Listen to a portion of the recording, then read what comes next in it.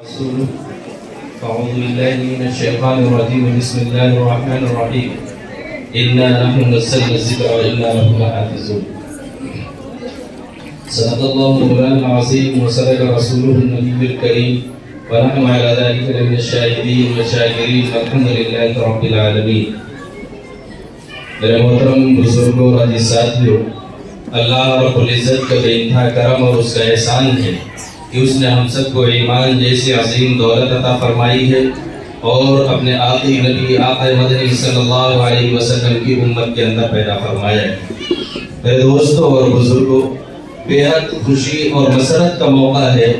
آپ نے دیکھا کہ بچوں نے قرآن پاک مکمل کیا ہے، اس کی تکمیل کی ہے اور اسی خوشی میں آپ سب شریک، آپ سب اس خوشی میں شرکت کے لیے آئے ہوئے ہیں کہ ان بچوں نے قرآن پاک حفظ کر لیا ہے. آپ اپنے آپ کو معمولی نہ سمجھیے گا، یہ بچے تو ان کا مرتبہ بہت اونچا ہے، لیکن آپ نے شرکت کی ہے، ان بچوں کی حوصلہ افزائی کی ہے، اس وجہ سے آپ کا مرتبہ بھی کم نہیں ہے. اللہ رب العزت نے آپ کو یہ مبارک موقع دیا کہ آپ یہاں پر آئے. بہت سارے ایسے آپ کے ساتھی ہوں گے، کوئی کام نہیں، کہیں بیٹھے ہوں گے، کہیں گھوم رہے ہوں گے، لیکن اللہ نے انہیں توفیق نہیں دی کہ قرآن پاک کے اعجاز میں جس محفل کا یہ انعقاد کیا گیا ہو اس محفل کے اندر وہ شریک ہوں. کہیں بیٹھے ہوں گے، کوئی موبائل چلا رہا ہوگا، کوئی کچھ کر رہا ہوگا، لیکن آپ سب خوش نصیب ہیں کہ اللہ رب العزت نے آپ کو یہ موقع عطا فرمایا کہ آپ اس مجلس کے اندر شریک ہیں، جو قرآن پاک کے اعجاز کے اندر منعقد کی گئی حفاظ اکرام کی حوصلہ افزائی کے لیے. یہ بچے حافظ قرآن ہیں. اللہ رب العزت نے قرآن کی حفاظت کی ذمہ داری لی ہے. اللہ رب العزت نے اس سے پہلے تورات، زبور، انجیل ان کو نازل فرمایا ہے، لیکن ان کو کتاب کی شکل میں نازل کیا ہے. ایک کتاب جس طرح سے ہوتی ہے اس طرح سے اللہ رب العزت نے عطا فرمایا. کسی سے کہا کہ تم پہاڑ کے اوپر آ جاؤ، فلاں جگہ پر اتنے دنوں تک عبادت کرو، ہم تم کو قرآن دینے والے ہیں، ہم تم کو کتاب دینے والے ہیں. اور کسی سے کہا کہ تم اپنے عبادت خانے کے اندر، اپنے باہری بیٹھک کے اندر بیٹھ جاؤ، وہاں پر عبادت کرو اتنے دنوں تک، ہم تم کو کتاب دینے والے ہیں. اس طرح سے شرائط رکھ کر اللہ رب العزت نے ان کو عبادت ان لوگوں نے کی اور ان کو اللہ رب العزت نے کتاب عطا فرمائی. لیکن حضور اکرم صلی اللہ علیہ وسلم کو اللہ رب العزت نے کتاب اللہ بھی عطا فرمایا ہے اور کلام اللہ بھی عطا فرمایا ہے. دونوں چیز عطا فرمائی ہے. حضور جہاں ہوتے، حضور مکے میں ہوتے تو قرآن مکے میں نازل ہوتا، حضور مدینے میں ہوتے تو قرآن مدینے میں نازل ہوتا، حضور حضرت عائشہ کے بستر پہ ہے، قرآن وہاں نازل ہو رہا ہے، حضور جس جگہ موجود ہے کسی پہاڑی پر ہے، قرآن وہاں نازل ہوتا. الگ الگ موضوعوں پر جہاں پر جس طرح کی ضرورت آئی قرآن کی آیتیں نازل ہو رہی، ہر جگہ آیتیں نازل ہوتی رہی، الگ الگ مقامات پر، الگ الگ جگہوں پر نازل ہوئی. اس کے بعد بھی اللہ رب العزت نے اس قرآن کی حفاظت کا وعدہ کیا ہے کہ ہم اس کی حفاظت کی ذمہ داری لیتے ہیں. خود رب نے ذمہ داری لی ہے. اس وجہ سے اس قرآن پاک کے اندر ذرہ برابر کہیں پر کوئی ترمیم نہیں کی جا سکتی ہے. کرنے والوں نے کوششیں کی ہیں ہمیشہ، لیکن ذرہ برابر ایک زبر اور زیر کا فرق نہیں آنے پایا ہے. الگ الگ جگہوں پر نازل ہوا، لیکن کہیں پر تو کہیں زیادتی نہیں آنے پائی. لیکن جن کو کتاب کی شکل میں اللہ رب العزت نے عطا فرمایا تھا ان کے اندر ترمیم کر دی گئی، اپنے مطلب کے حساب سے بدل دیا گیا. ان سب میں ترمیم ہو چکی ہے، سب کتابیں بدل دی جا چکی ہیں. لیکن اگر کوئی باقی ہے اپنی حالت پر تو یہ قرآن پاک ہے. اس کی ذمہ داری اللہ تعالیٰ نے لی ہے، اور صرف ذمہ داری ہی نہیں لی ہے، ذمہ داری لینے کے بعد جن کا انتخاب کیا ہے، جن کے ذریعے سے اللہ رب العزت قرآن کی حفاظت کرا رہے ہیں، یہ علماء اکرام ہیں، یہ حفاظ اکرام ہیں، یہ ننھے ننھے بچے، چھوٹے چھوٹے بچے قرآن پاک کو حفظ کر رہے ہیں. آج دنیا کی کوئی کتاب ایسی موجود نہیں ہے جس کو کوئی زبانی یاد کر لے. قانون کی کتاب ہے، سنویدھان کی کتاب ہے، لوگ چاہتے ہیں کہ پوری کتاب زبانی یاد ہو جائے، خوب محنت کرتے ہیں، لیکن کسی کو زبانی پوری کتاب یاد نہیں. بہت ساری ایسی کتابیں لوگ کوشش کرتے ہیں لیکن یاد نہیں ہوتی ہے. یہ خصوصیت اللہ رب العزت کلام پاک کے اندر رکھا ہے اللہ نے کہ اس کو چھوٹے چھوٹے بچے بھی قرآن پاک کو حفظ کر لیں. اگر کوئی دوسرا پڑھ رہا ہو، یہ جائے بڑا پڑھ رہا ہو، اگر زبر اور زیر کا بھی فرق آ جائے تو فوراً بچے لوگ پڑھتے ہیں کہ یہاں پر غلط آپ پڑھ رہے ہیں. یہ خصوصیت اللہ نے قرآن کو عطا فرمایا. اور صرف یہی نہیں، اس کے پڑھنے پر اجر بھی دیں گے اللہ رب العزت. اور صرف پڑھنے پر ہی نہیں بلکہ یہ بچے پڑھ رہے ہیں، آپ ان کی حوصلہ افزائی کر رہے ہیں، ان کی پڑھائی کا انتظام کر رہے ہیں، اللہ رب العزت اس پر بھی آپ کو اجر عطا فرمائیں گے۔ یہ بچے جو پڑھ رہے ہیں ان کا معمولی مقام آپ سمجھتے ہیں، جو مدارس کے اندر پڑھنے والے بچے ہیں جو دینی تعلیم حاصل کر رہے ہو، چاہے وہ الف با پڑھ رہے ہو یا قرآن پاک کا حفظ کر رہے ہو، یہ سب آقا مدنی صلی اللہ علیہ وسلم کے مہمان ہیں۔ ان کا استقبال کس انداز سے ہوتا ہے؟ حضور نے بتایا ہے کہ ان کا استقبال جب یہ باہر نکلتے ہیں اپنے گھر سے پڑھنے کے لیے آتے ہیں تو ان کے قدموں کے نیچے فرشتے پر بچھا دیتے ہیں، وہ نورانی فرشتے اپنے پر ان کے قدموں کے نیچے، ان کے جوتوں کے نیچے وہ اپنے پر بچھا دیں۔ ان کا مقام اور مرتبے کا اندازہ آپ اس بات سے لگا سکتے ہیں، کسی ملک کے اندر کوئی صدر چلا جائے، وزیر اعظم چلا جائے، اس سے استقبال کرنے کے لیے لال کارپیٹ بچھائی جاتی ہے تاکہ لوگ دیکھیں کہ لال کارپیٹ بچھائی گئی ہے، بڑا شاندار استقبال کیا جا رہا ہے، لیکن ان سے شاندار نہیں ہو سکتا ہے۔ ان کا شاندار استقبال وہ فرشتے نورانی کر رہے ہیں، یہ کھیلنے بھی جاتے ہیں تو فرشتے اپنے پر بچھا رہے ہیں، یہ ہے اس طرح سے اللہ رب العزت ان کا استقبال کر رہے ہیں۔ اور صرف یہی نہیں، کل میدان حشر قائم ہوگا، نفسی نفسی کا جب عالم ہوگا، دھوپ سر کے اوپر ہوگی، لوگ تڑپ رہے ہوں گے، ایسی دھوپ کے اندر ایک دم سے سایہ ہوگا، لوگ کہیں گے ٹھنڈی ہوائیں چلنے لگے گی، پوچھنے والے پوچھیں گے یہ کیا ہوا؟ ابھی تو بڑی تیز کی دھوپ تھی، ہم تو پیاسوں سے تڑپ رہے تھے، ہم پریشان تھے، لیکن ایک دم سے ٹھنڈی ہوائیں کیسے چلنے لگی، ایئر کنڈیشن کیسے بن گیا؟ تو بتایا جائے گا کہ حفاظ اکرام کے والدین کو جمع کرنے کا اعلان ہوا ہے، حفاظ اکرام کے والدین جمع ہو رہے ہیں، ان کو انعامات سے نوازا جائے گا، ان کے سروں پر تاج سجایا جائے گا۔ اس لیے اللہ رب العزت نے اس موسم کو ٹھنڈا کر دیا ہے، ان کے اعزاز میں جب ان کے والدین کے لیے موسم ٹھنڈا کر دیا جائے، جو گنہگار ہو وہ بھی اس سے لطف حاصل کر لے۔ میرے دوستوں اور بزرگوں، اسے دیا ہی نہیں، ان کو بخشش کے لیے جو موقع اللہ رب العزت عطا فرمائیں گے، آپ کو معلوم ہوگا، سن رکھا ہوگا کہ حفاظ اکرام ان کی تو بخشش ہوگی جو حافظ ہونے کے بعد حفظ کو یاد بھی کرتے رہتے ہیں اور قرآن کے تقاضوں پر عمل کرتے رہتے ہیں۔ قرآن جو ان سے کہہ رہا ہے اس پر عمل کرنے والے ہیں۔ ہم حفظ کر لیں، حفظ کرنے کے بعد بھی ہماری بہت ساری ذمہ داریاں بڑھ جاتی ہیں۔ ہم حافظ قرآن ہیں، اب ہم گالیاں نہیں بجیں گے، ہم جھوٹ نہیں بولیں گے، ہم غیبت نہیں کریں گے، ہم چوری نہیں کھائیں گے، ہم کسی غلط جگہ پر نہیں جائیں گے،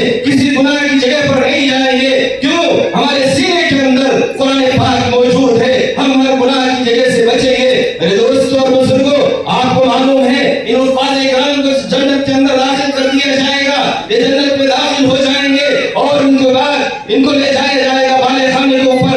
جب بالے خانے کے اوپر یہ حفاظ اکرام اور علماء اکرام پہنچیں گے، اب اوپر جائیں گے، حفاظ اکرام اور علماء اکرام وہاں پر پہنچیں گے، ان سے کہا جائے گا کہ نیچے دیکھو۔ جب یہ نیچے دیکھیں گے تو دیکھیں گے کہ میرے محلے کے اس فرا صاحب ہیں، میرے مدرسے کو آیا کرتے تھے، مجھے چائے بھی پلاتے تھے، نئی چائے پلاتے تھے، مجھ سے محبت کرتے تھے، اے اللہ ان کو جنت میں نکال کے کر دیجئے۔ یہ میرے چچا ہیں، یہ دادا ہیں، یہ فلاں ہیں، یہ مجھ سے محبت کرنے والے تھے، میرے مدرسے سے محبت کرنے والے تھے، میرے اساتذہ سے محبت کرنے والے تھے۔ وہ کہتا جائے گا، اسے کہنے میں دیر لگے گی، لیکن رب العالمین اس سے پہلے نکال کر کے ان کو جنت میں داخل فرما دیں گے۔ یہ اعجاز ہوگا ان کا، آج معمولی اعجاز سے نوازا جا رہا ہے، خوشی بانٹی جا رہی ہے، یہ خوشی ہمیں ان لوگوں نے حفظ کیا ہے، لیکن ایک موقع آئے گا جب لوگ دیکھ دیکھ کر کے آشش کریں گے اور کہیں گے کاش میرا بیٹا بھی حافظ قرآن ہوتا، میرا بیٹا بھی عالم دین ہوتا تو آج اسی طرح سے بخشش کرا رہا ہو۔ اگر کسی کا اولاد ہے تو اس کو چاہیے کہ اپنے بیٹے کو حافظ قرآن بنائیں، عالم دین بنائیں۔ اگر آپ کے بیٹے نہیں ہیں یا بڑے ہو چکے، پڑھ چکے، تو آپ کو چاہیے کہ مدرسے میں جائیں اور کہیں کسی ایک بچے کی ذمہ داری ہم لیتے ہیں، اس کے کھانے کا انتظام ہم کریں گے، اس کے کپڑے کا انتظام ہم کریں گے، جب تک کہ حافظ قرآن نہیں ہو جاتا ہے، عالم دین نہیں بن جاتا ہے، اس کا خرچہ پورا ہم برداشت کریں گے۔ آپ جب اس طرح سے کرنے والے بن جائیں گے، کل وہ تمہارے لیے کھڑا ہو جائے گا کہ ہم جنت جائیں اور یہ ہمارے ساتھ ہمدردی کرتے تھے، ہماری مدد کرتے تھے، یہ کیسے دوزخ میں جائیں گے؟ رب العالمین ان کو بھی جنت کے اندر داخل فرما دیں گے۔ اس لیے آپ کو فکر کرنے کی، مدارس کی فکر کرنے کی، مفاد اکرام کی قدر کرنے کی، علماء اکرام کی قدر کرنے کی ہمیں ضرورت ہے۔ اگر آپ چاہتے ہیں کہ آپ کا بچہ حافظ قرآن ہو تو آپ مفاد اکرام کی قدر کرنے والے بن جائیں۔ اگر آپ چاہتے ہیں علماء آپ کا بچے بنے تو آپ کو عالم دین کی قدر کرنی پڑے گی، ان کا احترام کرنا پڑے گا، تب آپ کے ہاں عالم دین اللہ رب العزت پیدا فرمائیں گے، حافظ قرآن پیدا فرمائیں گے۔ جب آپ قرآن کی آپ ناقدری کریں گے، اس کی بے عزتی کریں گے، اس کی توہین کریں گے، تو 7 نسلوں تک تمہارے گھر کے اندر حافظ قرآن پیدا نہیں ہو سکتا ہے۔ یاد رکھیے گا، ان کی قدر کرنا آپ کی ذمہ داری بنتی ہے۔ یہ قرآن کی حفاظت کرنے والے ہیں، یہ اللہ کے سپاہی ہیں، یہ قرآن کی حفاظت کر رہے ہیں۔ اللہ رب العزت ان کے ذریعے سے قرآن کی حفاظت کا کام دے رہا ہے، اس لیے ان کی قدر کرنا ہماری ذمہ داری ہے۔ جس طرح سے بھی ہو سکے ہم ان کی حوصلہ افزائی کریں۔ آج آدمی جب اس دنیا سے جانے والا ہوتا ہے، فکر کرتا ہے کہ ہمارے بعد ہماری اولاد کا کیا ہوگا، ہماری اولاد نیک بنے، اس کی فکر نہیں ہے، بلکہ اولاد کیسے عائش و آرام کی زندگی گزارے اس کی فکر اس کو ہوتی ہے، کس طرح سے زندگی گزارے گی۔ فکر تو اس بات کی ہونی چاہیے تھی ہم چلے جائیں گے، ہمارے بیٹے کا ایمان محفوظ رہے گا یا نہیں۔ ایمان کی فکر کرنے کی ضرورت ہے۔ یاد رکھیے گا، آپ کا بیٹا، آپ چلے گئے، آپ کا بیٹا چوری کرے گا، زنا کرے گا، گناہ کرے گا، کوئی بھی گناہ کے کام کرے گا، آپ حصے دار ہوں گے۔ کیوں؟ آپ نے اس کی اچھی تربیت نہیں کی، اس لیے آپ نے اگر اپنے بچے کی اچھی تربیت کی ہوتی، آپ کا بچہ نیک ہوتا، نمازیں پڑھتا، روزے رکھتا، دینی کام کرتا، قرآن کی تلاوت کرتا، اس کا اجر آپ کو جانے کے بعد بھی ملا کرتا۔ اس لیے آپ کو فکر کرنی چاہیے کہ ہمارے بچے کا ایمان محفوظ ہو، ہمارا بچہ دیندار ہو، نیک ہو، ہمیں سارے ثواب کرے یا نہ کرے، ہم چلے جائیں گے اس دنیا سے، لیکن بچہ نیک کام کرتا رہے گا، ہمیں ثواب ملتا رہے گا۔ یہ ادارہ قائم ہے، یہ مدرسہ قائم ہے، قائم کرنے والے چلے گئے، آپ کو نہیں معلوم ہوگا شاید کہ کس نے قائم کیا، کس کی زمین ہے، جس نے بھی قائم کیا ہوگا۔ اللہ رب العزت یہ انفال اکرام اس مدرسے کے اندر تیار ہو رہے ہیں، ان کو اجر دے رہا ہوگا، ان کے نامہ اعمال میں اضافہ ہو رہا ہوگا۔ اس لیے اگر ہم نیک کام کے لیے کوئی کام کرتے ہیں اور اس کے بعد نیکیاں ہوتی رہیں تو ہمیں اجر ملتا رہے گا۔ اگر ہم نے اپنے بچوں کو نیک نہ بنایا، انہوں نے برائی کی، برے کام کیے، تو کل ہم کو عذاب بھی پہنچتا رہے گا، ہم کو گناہ بھی پہنچتے رہیں گے۔ اس لیے ہمیں فکر کرنے کی ضرورت ہے ان سب چیزوں کی کہ اللہ رب العزت ہم کو نیک بنائے، ہمارے اولادوں کو نیک بنائے، ہمارے اولادوں کو دیندار بنائے۔ ایک چیز اور یاد رکھیے گا، اسلام ڈاکٹر، انجینئر، IAS اور PCS بنانے سے منع نہیں کرتا ہے، بلکہ ہمیں ضرورت ہے ان کی، ہمیں ضرورت ہے وکلا کی، ہمیں ضرورت ہے ڈاکٹرز کی، ہمیں ضرورت ہے انجینئر کی۔ ہم ڈاکٹر اور انجینئر، IAS اور PCS بنائیں گے، لیکن پہلے اپنے بچوں کو مسلمان بنائیں گے، اس کے بعد IAS اور PCS اور ڈاکٹر اور انجینئر بنائیں گے۔ یہ چھوٹے چھوٹے بچے جب مکتب میں پڑھیں گے، مدرسے میں پڑھیں گے، پہلے دینی تعلیم حاصل کر لیں گے، اس کے بعد ہم کچھ بھی بنائیں ان کو، ان کا مزاج دینی ہوگا، ان کا ذہن دینی ہوگا، یہ نماز کے پابند ہوں گے، یہ جھوٹ بولنے والے نہیں ہوں گے، غیبتیں کرنے والے نہیں ہوں گے۔ تو یاد رکھیے گا، جو لوگ اسلام والوں سے نفرت کرنے لگے ہیں، یہ نفرت نہیں کریں گے، تمہارے قریب آئیں گے اور دیکھیں گے کہ واقعی اسلام یہ ہے، یہ واقعی مسلمان یہ ہے۔ آج ہم کہتے ہیں کہ ہم مسلمان ہیں، ہم حضور سے محبت کرنے والے ہیں اور حضور اکرم صلی اللہ علیہ وسلم کی سنتوں سے کوسوں دور ہیں، اپنے آپ کو ہم مسلمان کہتے رہے، ہم نبی سے محبت کا دعویٰ کرتے رہے، اور نبی نے جن چیزوں سے منع کیا ہے ان چیزوں سے نہ رکے، جن چیزوں کو کرنے کا حکم دیا ہے وہ چیزیں نہ کریں۔ ہم لاکھ اپنے آپ کو مسلمان کہتے رہے، ہم لاکھ یہ کہتے رہے ہم حضور سے محبت کرتے ہیں، ہم حضور سے محبت کرنے والے نہیں ہو سکتے ہیں۔ حضور سے محبت کرنے والا تو وہ ہے جو حضور کی سنتوں پر عمل کرنے والا ہو، اس کے اخلاق حضور والے ہو، اس کے مزاج حضور والے ہو، جس طرح حضور چلتے تھے وہ چلنے کا انداز وہ سیکھے، بولنے کا انداز وہ سیکھے، اور اسی طرح سے لوگوں کے سامنے اپنے اخلاق کو پیش کرنے والا بن جائے۔ دنیا تمہاری مٹھی میں آ جائے گی، دنیا تم سے محبت کرنے والے بن جائیں گے۔ دنیا کے لوگ جو نفرت کر رہے ہیں وہ تمہارے قریب آ جائیں گے۔ میرے دوستوں بزرگوں، آج کے دور میں بڑی تعداد میں بڑے فرقے ایسے تیار ہو رہے ہیں جو تمہارے ایمان کا سودا کر رہے ہیں۔ اس وقت بھی ایک نیا فرقہ طلع ہے، شکیلی فرقہ۔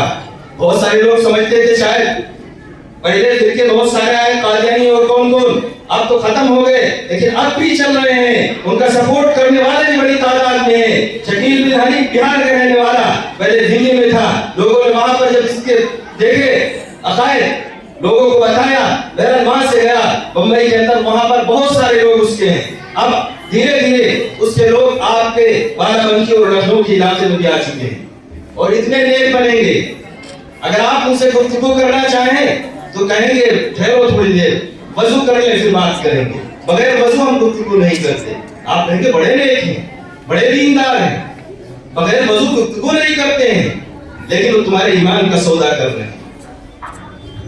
قادیانی گاؤں میں گھوم رہے ہیں, لوگ پڑھانے والے نہیں ہیں, قرآن نماز پڑھانے والے لوگ نہیں ہیں مسجدوں میں. گاؤں کے لوگ چاہتے ہیں کہیں سے کوئی رکھ دے, کوئی پیسہ دینے والا ہو تنخواہ دے دیا کرے, ہم کو دینا نہ پڑے.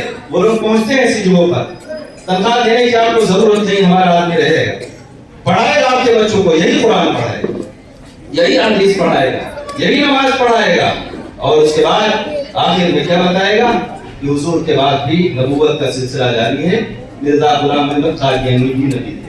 صرف اتنا بتائے گا کہ حضور کے بعد, اگر آپ نے یہ سوچ لیا کہ حضور کے بعد آپ کے بچے نے یہ تصور کر لیا اور سوچ لیا یا مان لیا کہ حضور کے بعد بھی نبوت کا سلسلہ جاری ہے اور ابھی بھی کوئی نبی آ سکتا ہے, ایمان چلا گیا, اب وہ کچھ بھی پڑھ لے, کچھ بھی بن جائے, ہر سال حج کرتا رہے, نمازیں پڑھتا رہے, دن رات مسجد میں بیٹھا رہے, اس کی نمازیں قبول نہیں ہوں گی, نہ اس کا حج قبول ہوگا. اس لیے اپنے ایمان کی حفاظت کرنے کی بہت سخت ضرورت ہے. دعا کیجیے اللہ رب العزت سے کہ اللہ تعالیٰ ہم سب کو کہنے اور سننے سے زیادہ عمل کرنے کی توفیق عطا فرمائے. وآخر دعوانا الحمدللہ. ماشاء